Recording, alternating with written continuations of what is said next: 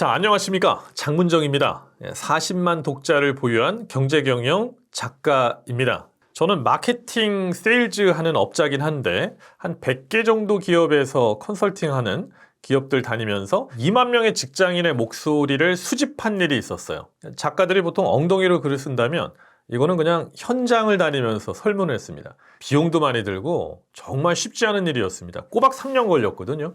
그런데 전체를 관통하는 그 공통적 내면의 심리를 발견했어요. 뭐냐? 외롭더라고요. 네. 정말로. 관계 맺음이 사라졌어요.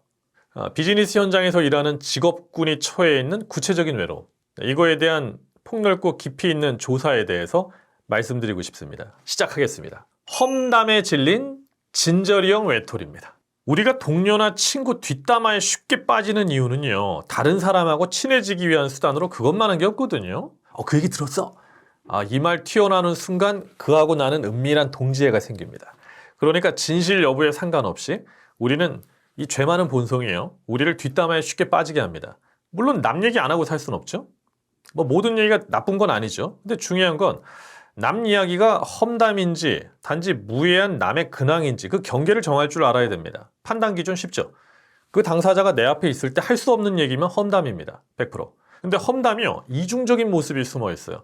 제가 한솔교육 직원 300명을 두 그룹으로 나눠서 두 가지 주관식 설문지를 돌렸습니다. 첫 번째 그룹에는 남이 나에게 하는 험담이란, 두 번째 그룹은요, 내가 남한테 하는 험담이란. 남이 나에게 하는 험담이란, 여기에는 분노, 저주, 복수, 고통 이런 단어들이 줄을 이뤘는데, 내가 남에게 하는 험담이란 의리, 재미, 관심, 일상, 장난 이런 단어들이 많이 보이더라고요. 재밌잖아요. 이런 이중적 잣대를 하나의 뇌에 담고 있는 겁니다. 제가 조사해 보니까 본인이 타인한테 하는 뒷담화는 기본적으로 한담, 사소한 이야기거리에 대한 잡담으로 생각하는 경향이 많았습니다. 험담은 무시무시한 힘이 있죠. 그 험담만큼 사람의 품위를 빛의 속도로 추락시키는 짓도 없습니다. 또 험담은 당사자한테는 이 심장을 도려내는 아픔이죠. 가정을 분열시키고 경력을 매장시킵니다. 험담 당해보셨어요? 당해보셨습니다. 제 조사에서는 90몇 %인가가 험담을 당해봤다고 그랬습니다. 그 얘기는 그걸 어떻게 알았어? 험담을 한 사람이 얘기가 돌고 돌아 당사자한테 들어온다는 얘기 아니겠어요? 그러니까 입을 다물어야죠. 험담을 멈추게 하는 방법은 뭘까요? 가장 좋은 방법은요, 지금부터라도 그런 꺼리를 없애는 겁니다. 불에 땔감을 더하지 말라는 말이 있습니다. 험담에 빌미를 제공하는 행동이나 방식이 있다면 그게 바로 불에 땔감을 더하는 격이죠. 당신이 진실하다면 언젠가 그 험담이 좋은 평판으로 돌아설 겁니다. 그게 제일 좋은 방법은요, 제 직장 처세 중에 하나인데 제 생활 신조입니다. 이야기의 종착역이 되자. 네. 저도 그랬어요. 거짓 험담의 대상이 돼봤습니다. 생방송을 3,000시간 넘게 하고 TV에 밤마다 틀면 나왔으니까, 홈쇼핑에서. 그러니까 뭔 얘기는 안 나왔겠어요? 그러니까 늘 귀에 안테나를 뽑고 살았어요. 근원의 출처를 한 잔 찾아내려고 막 눈에 레이저를 쏘면서 돌아다녔습니다. 근데 한 친한 정신과 박사님이 저한테 딱 일침을 주더라고요. 왜 쓰레기통을 뒤지고 다니십니까? 그 다음부터는 딱 귀 닫았습니다. 그 직장 처세에서 험담은요, 철칙을 세우셔야 돼요. 남의 얘기 딱 듣더라도 그 이야기를 전파하지 않고 종착역이 되는 겁니다. 그 남말은 길어야 3일이라는 속담이 있어요. 당신은 그들 안중에도 없습니다. 너무 신경 쓰지 마십시오. 장담하건대 당신 생각하고 있는 사람 아무도 없습니다. 그들은 자신만을 생각하고 있습니다. 왜? 당신도 당신 자신만을 생각하고 있지 않습니까? 어쨌든 중요한 거는 이런 걸 통해서 좀 감정적인 극복을 조금이라도 할 수 있다면 그거로서 저는 만족입니다. 홀로 주인공이 되려는 스타형 외톨이. 제가 3년 동안 2만 명의 직장인을 만나면서 자기 회사 욕 안 하는 집단 하나도 없었습니다. 근데 그렇게 회사를 욕하고 회사에 애정도 없다고 말하면서도 정반대 심리가 하나 있더라고요. 나 없으면 회사 안 돌아가야 돼. 이런 심리. 이걸 마케팅에서 린치핀이라고 그래요. 대체할 수 없는 핵심 부품 같은 존재. 그 방송 아카데미 제자 중에 개그맨이 된 학생들이 있어요. 근데 제가 TV를 보면 안쓰러워요. 하나도 웃기진 않고 그냥 그 옆에 그냥 병풍처럼 있는 거예요. 제가 야, 너도 좀 웃겨봐. 그랬더니 저한테 저는 니주예요. 니주? 니주가 뭐야? 그 개그맨들이 코너 짤 때요, 니주라는 역할이 있어요. 소위 메인 역할이 더 웃기고 돋보이게 하기 위해서 옆에서 평범한 캐릭터로 나와서 받쳐주는 거예요. 근데 니주는 절대 튀거나 돋보이면 그 코너 망합니다. 그 니주는 그냥 도우미 역할 뿐입니다. 그러니까 웃긴 역할은 이제 오도시라고 하거든요.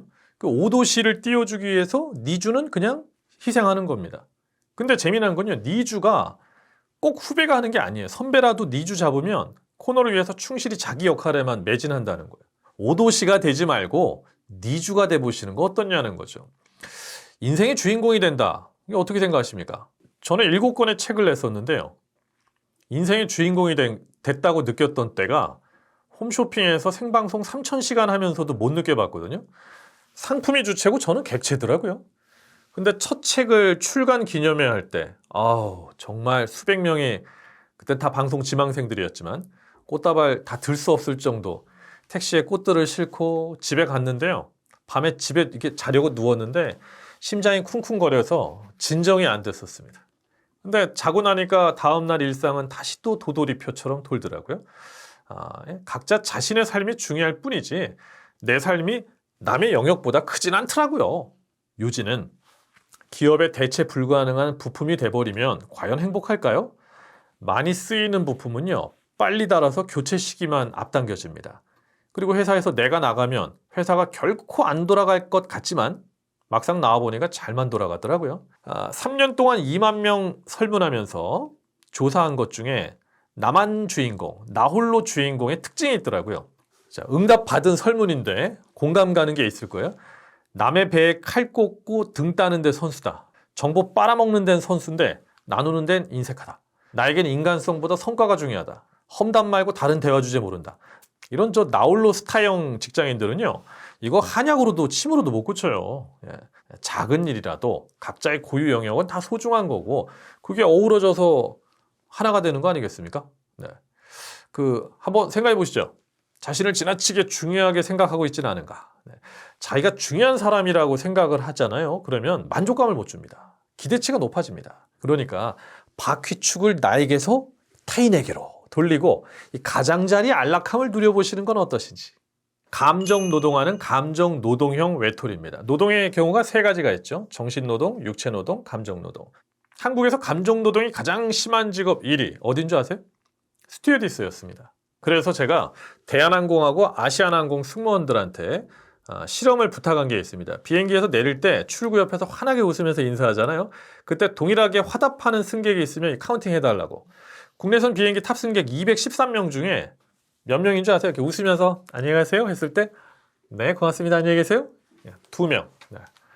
대단하지 않습니까? 저도 감정 노동자였어요. 예전에 쇼호스트를 할 때 새벽 2시인데 전화가 왔어요. 여동생한테. 아버지가 돌아가셨다고. 근데 아침 7시인가? 기저귀 방송이 있었거든요. 대타가 없었습니다. 같이 하는 후배 여자 쇼호스트가 있었는데 그 친구는 혼자서 방송을 끌고 나갈 여력이 안 되는 친구였고 아직은. 그 판단을 해야 되잖아요. 불과 이제 몇 시간 뒤면 방송을 해야 되고 스튜디오 2시간 전에는 메이크업을 끝내고 스탠바이 해야 되거든요. 갔습니다. 근데 그날 컨셉이 야구 글러브 끼고 멜빵하고 여기 연지곤지 찍고 막 춤추면서 이렇게 노래하는 거였어요. 울면서 춤췄습니다. 다시 얘기하면 아버지 돌아가신 날 춤췄습니다. 감정 노동자죠. 근데 여기 위로가 되는 소식이 있습니다. 감정 노동이 아닌 직업이 없더라는 거죠. 전국에 보험 설계사가 40만이네, 고용인구 1900만 중에 1200만이 서비스 산업이고 그 중에 감정 노동자가 600만이네 이렇게 통계가 나오는데 천만의 말씀. 저희 조사에 따르면 감정 노동 아닌 직업이 없었어요. 제가 5급 공무원들, 그 다음에 4개 대학 교수들, 가전회사 연구원들 대상으로 감정 노동 지수 40개 항목에 대해서 설문을 했거든요. 그런데 제약회사 영업사원이나 아웃바운드 직업 또는 텔레마케터 직원들하고 그분들하고 수치가 거의 비슷했습니다. 그리고 감정 노동이 심한 직업이 본인의 직업은 몇이라고 생각하느냐? 다 1이라고 했습니다. 연구원도 우리 직업이 1이다. 교수도 우리 직업이, 공무원도 우리 직업이 1이다. 감정노동 공화국 시대입니다. 나 혼자 감정노동의 외톨이가 아니라 다들 그렇게 살아갑니다. 결론적으로요. 우리는 다 감정 노동자고, 우리는 다 외롭고, 우리는 다 을이죠. 갑이라는 시스템 속에 각자 을이 있는 거잖아요.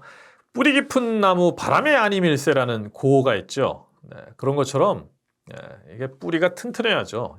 어떤 상황에서도 흔들림 없는 한결같은 모습을 지닌 그런 사람, 정말 송백의 지조 같은 그런 사람이 됐으면 합니다. 지조 있게 이 비즈니스 사회를 당당히 버티시면 좋겠습니다. 잘 들어주셔서 고맙습니다. 장문정이었습니다.